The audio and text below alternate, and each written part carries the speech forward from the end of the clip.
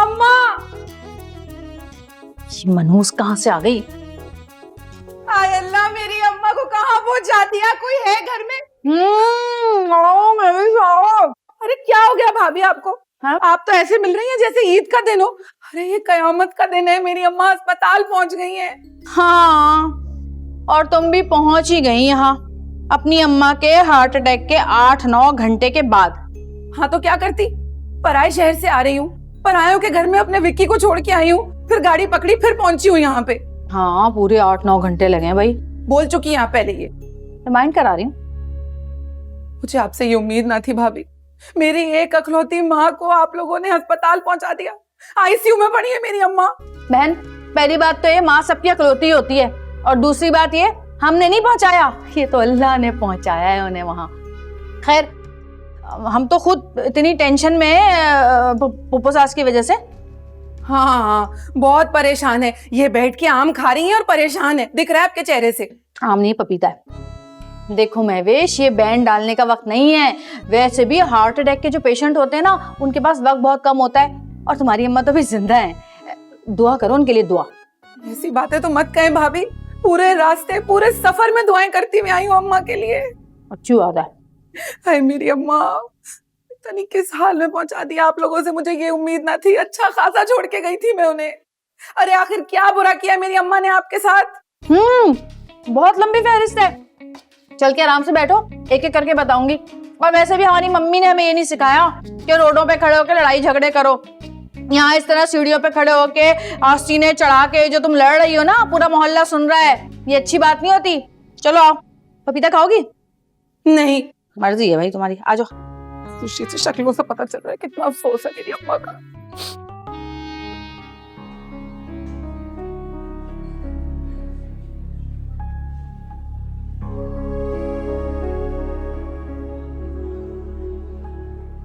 शुक्र है खुदा का, अम्मा रूम में आ गई। अरे भाई साहब, आपने तो अब्बा के साथ भी वक्त गुजारा है। हमने तो जब से होश संभाला हमेशा अम्मा को इतना स्ट्रांग देखा है, और उनको इस तरह बीमारी की हालत में देख के घबराहट सी हो रही है। बस ये रिश्तों का असर होता है, और वो भी अपने बड़े, और खासकर माँ का रिश्ता।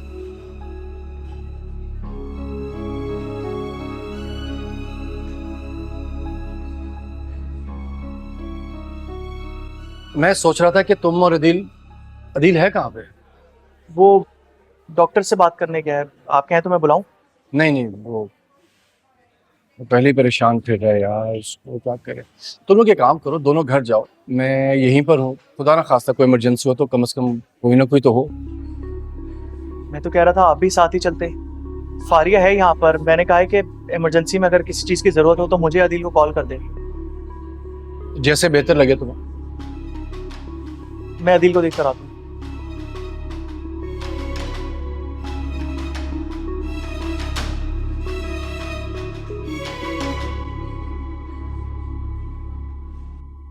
बैठ जाओ ना, मैं तुम्हारे लिए चाय लेकर आती हूँ, बैठो। कोई जरूरत नहीं है भाभी, बिल्कुल जरूरत नहीं है चाय लाने की। अरे सफाक हैं आप लोग, खाने पीने का सोच रहे हैं। अरे अपनी माँ नहीं है ना, सास है जो अस्पताल में बिस्तर पर पड़ी है।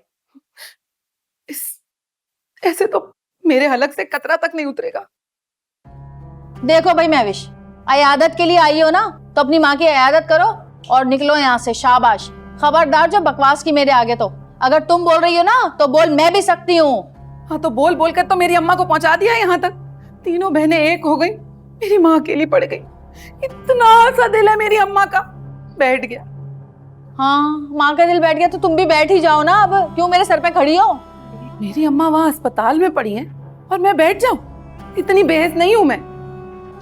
अरे भैया एक बात बताओ मुझे, तुम वहां से यहाँ तक आ गई, मेरी समझ में नहीं आ रहा कि तुम सीधी अस्पताल क्यों नहीं गई? यहाँ आने की क्या जरूरत थी? मैं बस एक मशवरा दे रही थी। जैसे आप ये मशवरे देती फिरती है ना मुफ्त के, वैसी सेहत का मशवरा दे देती मेरी अम्मा को, तो आज ये दिन ना देखना पड़ता।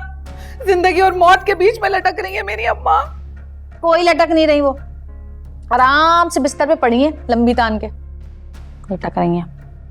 और एक और बात बताऊं तुम्हें, मैं जितनी खिदमत मैंने और मेरी बहनों ने तुम्हारी माँ की है ना, सास की खिदमत की ये मिसाल कहीं नहीं मिलती। पूरा मोहल्ला, खानदान, रिश्तेदार, मिलने जुलने वाले सब जगह देख लो, तुम दौड़ा लो नजर। बेचारी फारिया कसम से एक टांग पर खड़ी हुई है वो पुप्पा सास के लिए, और राबिया मुसल्ले से नहीं उठ रही। मुझे तो तुम्हें पता है टेंशन होती है, डिप्रेशन, टेंशन में मुझे भूख बढ़ जाती है, इसलिए मैं ये खा रही हूँ, वरना किसका दिल चाह रहा है खाने का। हाँ सब जानती हूँ मैं, ये सब ड्रामे मेरे सामने मत कीजिएगा, ये सारे ड्रामे। अरे हाँ, ड्रामे से याद आया, असल ड्रामे तो तुम्हारे ससुराल में होते थे सास बहू के। जब अल्लाह बख्शे तुम्हारी सास जिंदा थी हैं, ऐसी ऐसी वाहियात खबरें आती थी वहां से कि क्या बताऊं। हमने तो चप्पल, थप्पड़, हैंगर, चिमटे, बेलन, जूते सब चलने की खबरें सुनी है। पता नहीं कौन देता है ये गलत खबरें आपको, ऐसा तो कुछ नहीं था। और वैसे भी मेरी सास तो मुझ पे जान छिड़कती थी। खैर मैं जा रही हूँ अपनी अम्मा के कमरे में, जब कोई अस्पताल जाए तो मुझे बता दे, मैं साथ जाऊँ। साथ जाऊंगी। एक शहर से दूसरे शहर पहुंच गई, अस्पताल पहुंचने के लिए इनको साथ चाहिए किसी का। ड्रामे बाज कहीं की, इसकी तो मैं क्लास लगवाती हूँ आज जिम्मी से। अरे हाँ, मंजूर को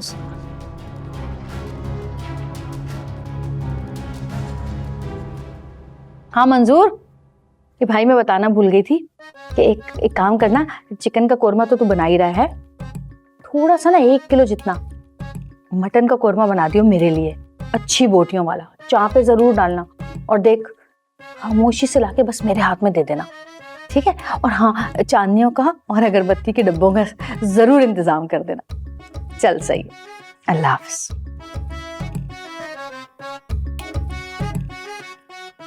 बहुत मुझे खबर पीता है। तो डॉक्टर साहब इनकी कितनी वॉल्स बंद है एग्जैक्टली? जी 2 वॉल्व्स बंद है।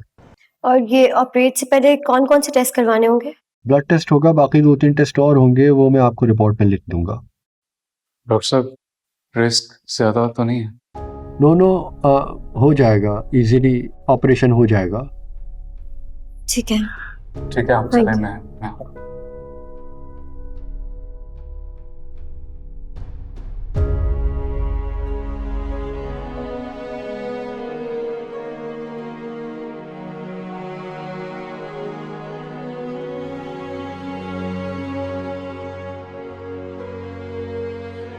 डोंट वरी, इट्स ओके, सब ठीक हो जाएगा।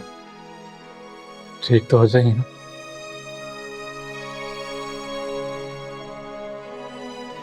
डोंट क्राई, सब ठीक हो जाएगा।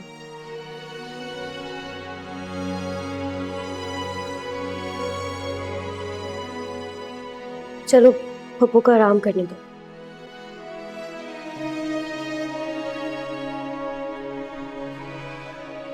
हमारे लिए आइस लॉली लेकर आ जाओ। जी माँ। आइस लॉली ऑरेंज वाली। Ice lolly? जी आइस लॉली लेकर आते। जी माँ।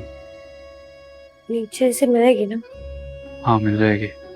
देखो बाहर ठेले वेले गुजर रहे होंगे, वहीं से मिलेगी। ठेले से? मैं ले आता हूँ। जी पप्पा जान। नरम मत लाना, सख्त लाना।